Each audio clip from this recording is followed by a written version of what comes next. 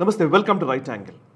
ప్రధాని నరేంద్ర మోదీ గారు 5 దేశాల పర్యటన ముగించుకొని భారత్కు వచ్చిన వెంటనే గ్రూప్ ఆఫ్ మినిస్టర్స్ తన మంత్రివర్గ సహచరులతోటి ఒక సమావేశాన్ని నిర్వహించారు.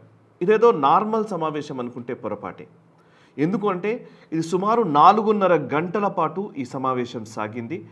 మినిస్టర్లందరికీ కూడా కొన్ని కీలక సూచనలు చేశారు. 2047 వికసిత్ భారత్ లక్ష్యం అనేది కేవలం నినాదానికే పరిమితం కాదు, ఇది మన కమిట్మెంట్ అని ప్రధాని నరేంద్ర మోదీ గారు చాలా స్పష్టంగా చెప్పినట్టుగా తెలుస్తోంది. సరే, 5 దేశాల పర్యటన అయిపోయింది. అండ్ 5 దేశాల పర్యటనకు ముందు నరేంద్ర మోదీ గారు చేసినటువంటి ఆస్టెరిటీ మెజర్స్ అంటే కొన్ని కీలక సూచనలు చేశారు ప్రజలకి. హైదరాబాద్లో సభలోనే ఆయన మాట్లాడుతూ చెప్పిన మాటలు మనకు గుర్తే. వర్క్ ఫ్రమ్ హోమ్ మీద ఎక్కువగా దృష్టి పెట్టండి, ఎక్కువగా ఇంటి నుంచే పని చేసుకోవడానికి అవకాశం ఉంటే ట్రై చేయండి అని చెప్పడం దగ్గర నుంచి ఎక్కువగా పెట్రోల్ డీజిల్ వినియోగం తగ్గించండి అని చెప్పడం కావచ్చు, గోల్డ్ ఎక్కువగా కొనుక్కోవద్దని చెప్పడం కావచ్చు, ఫారిన్ టూర్స్కి వెళ్లకుండా ఉండండి అని చెప్పడం కావచ్చు, ఎడిబుల్ ఆయిల్స్ మనం ఆహారాని కోసం వాడుతున్నటువంటి వంట నూనెల్ని తగ్గించుకోమని చెప్పడం కావచ్చు. ఇవన్నీ కూడా ఫారెక్స్ రిజర్వ్స్ పైన అంటే మన ఫారిన్ ఎక్స్చేంజ్లో ఉన్నటువంటి మన రిజర్వ్స్ పైన ప్రభావం చూపుతున్నాయి. మనం ఇంపోర్ట్స్ ఎక్కువ అవుతున్నాయి, ఎక్స్పోర్ట్స్ తక్కువ అవుతున్నాయి. ఎక్స్పోర్ట్స్ కంటే ఇంపోర్ట్స్ ఎక్కువ అవడం వల్ల ఆయిల్ గురించి, గోల్డ్ కొనుగోలు కోసము, లేకపోతే ఎడిబుల్ ఆయిల్ కోసము, వీటి కోసం చేస్తున్నటువంటి ఖర్చు ఎక్కువగా అవుతుంది. కాబట్టి మన ఫారెక్స్ రిజర్వ్స్ తగ్గుతూ ఉన్న కొద్దీ సమస్య పెరుగుతుందనే ఉద్దేశంతో ఆయన కొన్ని సూచనలు చేశారు. అప్పుడు దాని గురించి అనేక వివరాలు మేము మీకు తెలియజేసే ప్రయత్నం చేశాము. అండ్ ఈ 5 దేశాల పర్యటన UAE, Netherlands, Sweden, Norway, Italy దేశాల పర్యటనల కంటే ముందు ఈ సూచనలు చేశారు. ఈ పర్యటన ముగించుకొని వచ్చిన వెంటనే మళ్ళీ గ్రూప్ ఆఫ్ మినిస్టర్స్ తోటి సమావేశమయ్యారు. సమావేశంలో కీలకమైన సూచనలు చేశారు. అంటే ప్రధాని నరేంద్ర మోదీ గారు ప్రస్తుతం ఉన్నటువంటి సంక్షోభ స్థితిని ఖచ్చితంగా ఒక సీరియస్ ఛాలెంజ్గా తీసుకొని దీనికి ప్రత్యామ్నాయాలు, దీనికి ఒక పరిష్కార మార్గాలు తెచ్చే విధంగా భారత్లోని ప్రజలని సన్నద్ధం చేసే విధంగా ఆయన ఒక ప్రణాళిక రూపొందించినట్టుగా స్పష్టంగా మనకు అర్థమవుతోంది. ఈ మీటింగ్లో ఈ 4.5 గంటల పాటు మాట్లాడారు. ఇందులో కొన్ని ప్రెజెంటేషన్స్ని చూపించడం జరిగింది. అండ్ ఆయా మంత్రిత్వ శాఖల్లో పురోగతి గురించి ఆయా మంత్రివర్గ సభ్యులు ఇచ్చినటువంటి ప్రెజెంటేషన్స్ని వీక్షించారు. అండ్ అంతేకాదు ఆయన కొన్ని సూచనలు ఇచ్చారు. నీతి ఆయోగ్ సభ్యులు ఈ పర్టికులర్ మీటింగ్లో పాల్గొన్నారు. అండ్ ప్రస్తుతం భారతదేశం ఎదుర్కొంటున్నటువంటి ఈ ఆర్థిక సంక్షోభ స్థితిని అండ్ ఎనర్జీ సంక్షోభం నుంచి బయటపడడానికి కావాల్సినటువంటి మెజర్స్ విషయంలో కీలకమైన చర్చలే జరిగాయి. అయితే ఇందులో మంత్రివర్గ సహచరులకు ఇచ్చినటువంటి సూచనలో ఒక 5 అంశాలు కీలకంగా ఆయన చెప్పారు. 5ట్లో ఒకటి యాక్సలరేట్ పెండింగ్ డిసిషన్స్. ఆయా మంత్రిత్వ శాఖల్లో ఏవైతే డిసిషన్స్, నిర్ణయాలు తీసుకోకుండా పెండింగ్లో ఉన్నటువంటి ఫైల్స్ ఉన్నాయో వాటిని ఫాస్ట్ చేయండి, ఫాస్ట్గా వాటి నిర్ణయాలు తీసుకోండి అని ఒక సూచన చేశారు. 2, రెడ్యూస్ బ్యూరోక్రటిక్ డిలేస్. బ్యూరోక్రసీ ద్వారా ఐఏఎస్లు, ఐపీఎస్లు, సెక్రటరీల స్థాయిలోనే చాలా వరకు జాప్యం జరుగుతూ ఉంటుంది ఏదైనా ఫైల్ మూవ్ కావాలంటే. సో ఆ బ్యూరోక్రటిక్ ప్రాసెస్ని త్వరితగతిన పూర్తి చేసే ప్రయత్నం చేయండి. ఆ బ్యూరోక్రటిక్ డిలేస్లో, ఆ ఆలస్యంలో, ఆ జాప్యంలో పడిపోవద్దు అని ప్రధాని నరేంద్ర మోదీ గారు మంత్రివర్గంలోని సభ్యులకు సూచించినట్టుగా తెలుస్తోంది. ఇక 3వ అంశం ఏంటంటే improve is of living and is of doing business. భారతదేశంలో బిజినెస్ చేసే వాళ్ళకి ఈజ్ ఆఫ్ డూయింగ్ బిజినెస్ అంటే బిజినెస్ చేసే విధంగా ఒక వెసులుబాటు కల్పించడం కావచ్చు, అండ్ ప్రజలు జీవించడానికి కావాల్సినటువంటి ఒక మంచి వాతావరణాన్ని కల్పించడాన్ని కూడా ఇంప్రూవ్ చేయాలని సూచించారు. ఇక 4వ అంశము prepare for economic fallout from the west Asia conflict. ఇది చాలా కీలకమైంది. సో పశ్చిమాసియాలో నెలకొన్నటువంటి ఈ సంక్షోభ స్థితి నుంచి వచ్చేటువంటి ప్రభావాన్ని, ఆ పరిణామాలని మనం ఎదుర్కొనే విధంగా మనం ప్రిపేర్ అయి ఉండాలి అని మోదీ గారు చెప్పారు. అంటే ఇప్పుడు ప్రస్తుతం యుద్ధం నడుస్తుందా, నడవట్లేదా అంటే కనుక ఖచ్చితంగా ఆ ప్రభావం అయితే రోజు రోజుకు పెరుగుతూనే ఉంది. ఫిబ్రవరి 28వ తేదీన అమెరికా, ఇజ్రాయెల్ ఇరాన్ మీద దాడి చేసిన రోజు మొట్టమొదట ప్రపంచం ఎదుర్కొన్నటువంటి సమస్య, మొదటి వారం 10 రోజులకి మేజర్గా చెప్పాలంటే ఆయిల్ కొరత. ఇమ్మీడియట్గా హార్మోస్ జలసంధిని మూసేసిన నేపథ్యంలో అక్కడి నుంచి గల్ఫ్ నుంచి వచ్చేటువంటి షిప్మెంట్స్ ఏవి బయటకు రాని నేపథ్యంలో ప్రపంచవ్యాప్తంగా ఉన్నటువంటి అన్ని దేశాలు కూడా ఒక్కసారిగా గల్ఫ్ దేశాల మీద డిపెండ్ అయ్యాయి. కాబట్టి ఆయిల్ విషయంలో ఎలా మనము ఇప్పుడు సడన్గా మన అవసరాల కోసం ఆయిల్ ఎలా మనం తీసుకొచ్చుకోవాలని మనం ఆలోచిస్తూ వచ్చాం. కానీ ఈ గల్ఫ్ సంక్షోభంలో ఒక 15-20 రోజుల వ్యవధి జరిగిన వెంటనే మళ్ళీ ఆల్టర్నేట్స్ అన్ని దేశాలు కూడా ప్రత్యామ్నాయాల వైపు దృష్టి సారించాయి. ఆ ప్రత్యామ్నాయ దేశాల్లో అటు రష్యా నుంచి ఎక్కువగా ఆయిల్ కొనుగోలు చేయడం కావచ్చు, ఇటు లాటిన్ అమెరికన్ దేశాల నుంచి ఆయిల్ కొనుగోలు చేయడము, అందులోనూ వెనిజులా నుంచి భారతదేశం ఎక్కువగానే కొనుగోలు చేస్తోంది. ఇప్పుడు ప్రస్తుతం కథనం కూడా వచ్చింది. అండ్ సౌదీ అరేబియానో లేకపోతే గల్ఫ్ దేశాలో కాదు, ఇవాళ మనము ఎక్కువగా ఆయిల్ కొనుగోలు చేస్తున్నటువంటి దేశాల జాబితాలో వెనిజువెలా 3వ స్థానంలో ఉందట.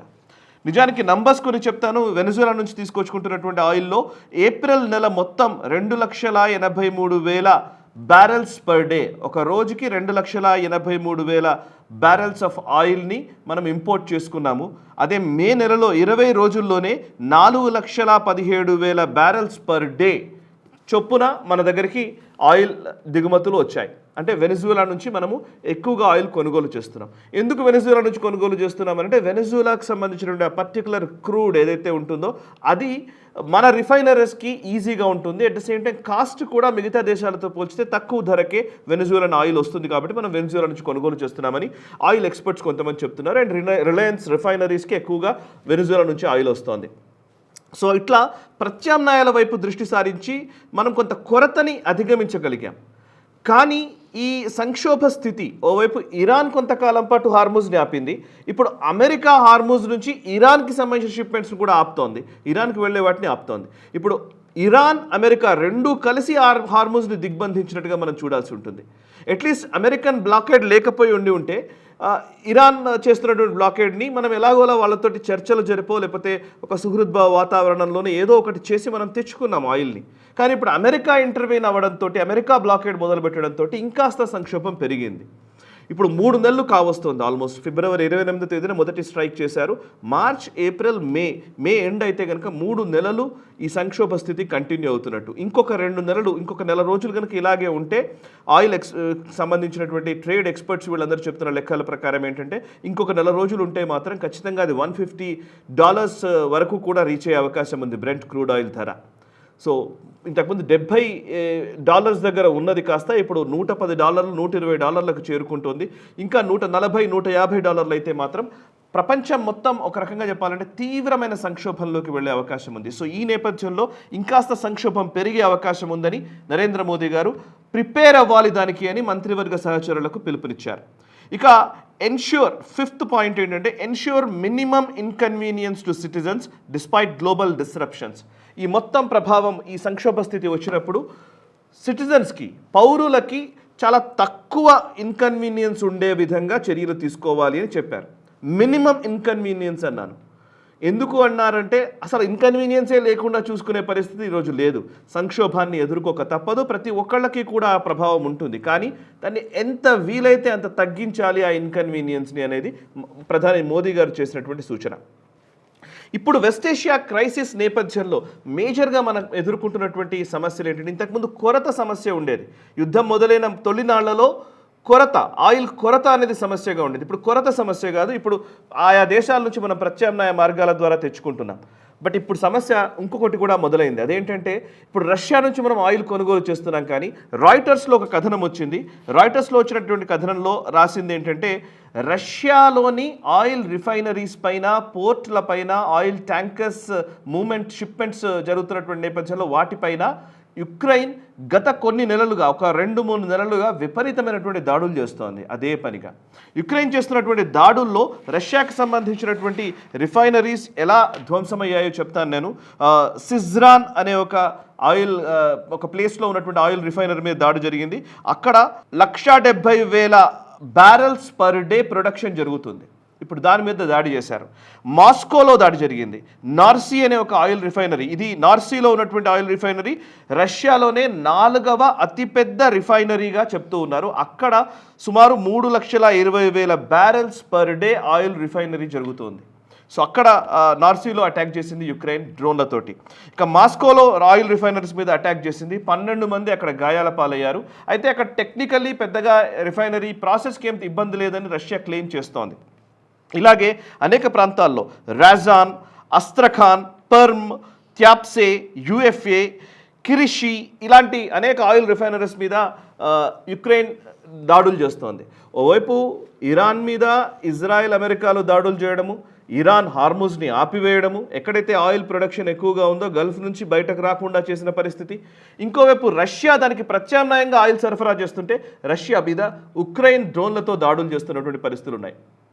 సరే, రష్యా పూర్తిగా మొత్తానికే ఇంకా ఆయిల్ మనం ఎగుమతి చేయలేని పరిస్థితుల్లోకి ఇప్పటివరకైతే పరిస్థితి రాలేదు. ఏదైనా ఇప్పుడు ఈ డ్రోన్ అటాక్స్లో కానివ్వండి, వాళ్ళు చేసేటువంటి అటాక్స్లో ఏదైనా ఒక ఆయిల్ రిఫైనరీ కనుక పూర్తిగా ధ్వంసమైతే మళ్ళీ సడన్గా ఆయిల్ రేట్లు పెరిగే అవకాశాలు ఇంకా ఎక్కువ ఉంటాయి. ఇప్పుడు ఈ నేపథ్యంలోనే రష్యా ఆయిల్ ఈ డ్రోన్ అటాక్స్ జరుగుతూ ఉండడము, ప్రొడక్షన్ డిస్రప్షన్స్ వస్తూ ఉండడము, వీటితోటి క్రూడ్ ఆయిల్ ప్రైజెస్ రోజు రోజుకు పెరుగుతూనే ఉన్నాయి. సో ఈ నేపథ్యంలో ఫ్యూయల్ కాస్ట్లు పెరిగే అవకాశం ఉంది కాబట్టి దీన్ని ఎలా ఎదుర్కోవాలనేది. రెండోది, ఫర్టిలైజర్ కొరత ఎక్కువగా కనబడుతోంది. ఇప్పుడు రాబోయే మనం వ్యవసాయానికి సంబంధించినటువంటి సీజన్ మనం మళ్ళీ మొదలు కాబోతోంది. ఇప్పుడు మళ్ళీ ఈ సమ్మర్ ముగిసిందంటే కనుక అందరూ కూడా మళ్ళీ పంటలు వేయడం మొదలు పెడతారు. సో ఆ టైంకి వచ్చేసరికి ఫర్టిలైజర్స్ కొరత పెరిగే అవకాశాలు ఉన్నాయి కాబట్టి దానికి ప్రత్యామ్నాయాల వైపు అన్వేషణ సాగుతోంది. ఇంకోవైపు ఫారెక్స్ రిజర్వ్స్ తగ్గుతూ ఉన్న కొద్దీ మన రూపాయి కొంచెం ఇబ్బంది పడే పరిస్థితి కనబడుతుంది. సో తద్వారా ద్రవ్యోల్బణం పెరిగి ధరలు పెరిగే అవకాశాలు కనబడుతుంటాయి. సో ఈ అన్నిటి నేపథ్యంలోనే మోదీ గారు ఇచ్చినటువంటి స్టేట్మెంట్స్ని మనం గమనిస్తే కనుక ఇప్పుడు ఆయన ఇచ్చినటువంటి స్టేట్మెంట్స్లో ఆయిల్ వాడకం తగ్గించుకోమని చెప్పారు. ఆయన ఏదైతే ఆస్టెరిటీ మెజర్స్ ఇవేవి చేయండి అని చెప్పి ఆయన ఇంతకుముందు అన్నారో వాటికి ఈ గ్రూప్ ఆఫ్ మినిస్టర్స్ సమావేశానికి ఏదో ఖచ్చితమైన సంబంధం ఉంది. ఇప్పుడు ఆయిల్ వినియోగం తగ్గించండి అని చెప్పారు కానీ ఎలక్ట్రిక్ వెహికల్స్ మనకు అనుకున్న మేర లేవు. సో ఇప్పుడు ఎలక్ట్రిక్ వెహికల్స్ని త్వరితగతిన మనం ఫాస్ట్గా మార్కెట్లోకి తీసుకురావడానికి ఏమైనా పాలసీస్ రూపొందిస్తామా? సరే, ఇమ్మీడియట్గా ఈరోజు వచ్చిన వెంటనే ఈ 3-4 నెలల్లో 6 నెలల్లో సంవత్సరంలోనే మొత్తం ఫలితాలు మనం చూస్తామని కాదు, కానీ దానికి కావాల్సినటువంటి ప్రతిపాదనలు దాన్ని వేగవంతం చేసే ప్రయత్నాలు ఎంత మేర చేస్తారనేది కీలకం. సో అవి మొదలు పెట్టారనే మనం చెప్పాలి. ఈవీకి సంబంధించి ఏదైనా కొత్త పాలసీ డిసిషన్స్ తీసుకుంటారా, వాటిని ఈ బ్యూరోక్రాటిక్ ప్రాసెస్లో ఆపకుండా ఫాస్ట్గా త్వరితగతిన వాటిని అమల్లోకి తీసుకొచ్చే ప్రయత్నాలు చేస్తారా అనేది చూడాలి. ఇక మరొక వైపు మనం మొన్ననే చూసాం, కోల్ గ్యాసిఫికేషన్కి సంబంధించి ఒక అద్భుతమైనటువంటి ఆవిష్కరణ జరిగింది. అండ్ మన దగ్గర బొగ్గు చాలా వరకు బొగ్గు గనులు చాలానే ఉన్నాయి. సో బొగ్గు నిక్షేపాల నుంచి గ్యాస్ వెలికి తీసే విధంగా చేసినటువంటి ప్రయత్నాలకి ఇప్పుడు భారత ప్రభుత్వం క్యాబినెట్ తీర్మానం చేసింది. క్యాబినెట్ ఒక నిర్ణయం తీసుకుంది.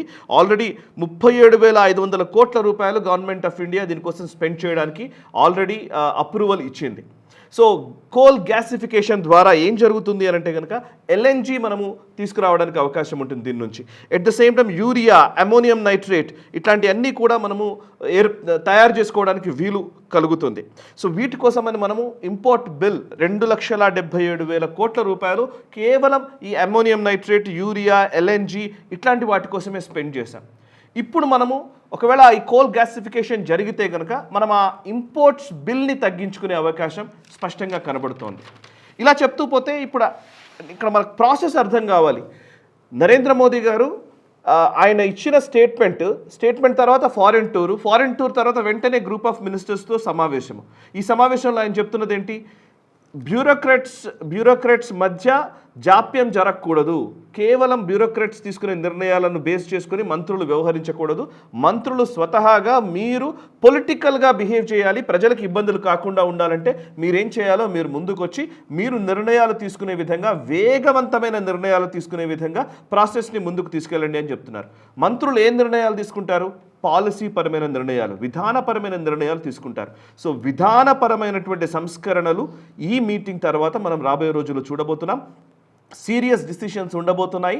ఆ సీరియస్ డిసిషన్స్ ఫాస్ట్గా రిజల్ట్స్ వచ్చే విధంగా కొన్ని చెక్ లిస్ట్ పెట్టుకొని ఒక డాష్ బోర్డు ప్రకారం ప్రధాని నరేంద్ర మోదీ వీళ్ళందరికీ దిశానిర్దేశం చేసినట్టుగా మనం అర్థం చేసుకోవాలి. అందుకోసమే 4.5 గంటల పాటు ఈ సమావేశం సాగింది. సో ఇప్పుడు మనం మాట్లాడుతున్నట్టుగా కేవలం ఆయన ప్రజలకు కొన్ని సూచనలు చేసి మీరు మీ దేశభక్తిని ప్రూవ్ చేసుకోండి అని ఆయన చెప్తున్నట్టుగా భావించనక్కర్లేదు. పక్కన ఆయన చేయాల్సిన పని మాత్రం ఆయన స్పష్టంగానే స్పీడ్గానే చేస్తూ ఉన్నారు. ఈ 5 దేశాల పర్యటనలో కూడా భారతదేశానికి ప్రయోజనకరంగా ఉన్నవే నెరవేర్చుకొని వచ్చారు. బయటకి మనకు ఏదో క్యాండీ ఇచ్చారు, మెలోడీ అనే క్యాండీని ఇచ్చారు, ఆ మెలోడీ అనే హ్యాష్ ట్యాగు, లేదా ఇటలీ అధినేత్రితో ఆయన దిగిన ఫోటోలు, ఇవి మాత్రమే బయటకు మనకు సోషల్ మీడియాలో కనబడుతున్నాయి. కానీ వీటి వెనకాల డిఫెన్స్ అవసరాలు అండ్ ఎనర్జీ నీడ్స్, ఇంకా చెప్పాలంటే చిప్ మ్యానుఫ్యాక్చరింగ్కి సంబంధించినటువంటి అవసరాలు, ఇంకా చెప్పాలంటే భారతదేశంలోకి వచ్చే పెట్టుబడులు, ఈ ఫ్రీ ట్రేడ్ అగ్రిమెంట్స్, ఇట్లాంటికి సంబంధించినటువంటి అనేక అంశాల మీద ఒక కీలకమైనటువంటి చర్చ జరుగుతోంది, నిర్ణయాలు జరుగుతున్నాయి. ఆ నిర్ణయాలు వేగవంతంగా అమలు చేసే ప్రక్రియ కూడా మొదలుపెట్టారు Narendra Modi. So let's see, ఈ పరిస్థితుల్లో ఈ సంక్షోభ స్థితిని ఆయన ఎప్పుడు కూడా కోవిడ్ టైంని కూడా ఒక ఆపర్చునిటీగానే వినియోగించుకున్నారు. సో ఇప్పుడు కూడా ఒక ఆపర్చునిటీగానే, ఒక అవకాశంగానే ఈ అనిశ్చిత స్థితిని మనం చూడాలి. ఈ అవకాశంలో భారత్ విజయవంతం కావాలి, భారత ప్రజలు సుభిక్షంగా ఉండాలి. మనసా వాచా కర్మణ, దేశహితం కోసం నేషనలిస్ట్. ఈ వీడియో మీకు నచ్చినట్టయితే లైక్ చేయండి, 10 మందికి షేర్ చేయండి. అలాగే కామెంట్ల రూపంలో మీ అభిప్రాయాలను మాతో పంచుకోండి. Nationalist hub group of channels ను సబ్స్క్రైబ్ చేసుకుని తెలుగునాట జాతీయవాద జర్నలిజాన్ని ప్రోత్సహించండి. ఈ వీడియో కింద ఉన్న బెల్ ఐకాన్ పై క్లిక్ చేయడం మర్చిపోవద్దు.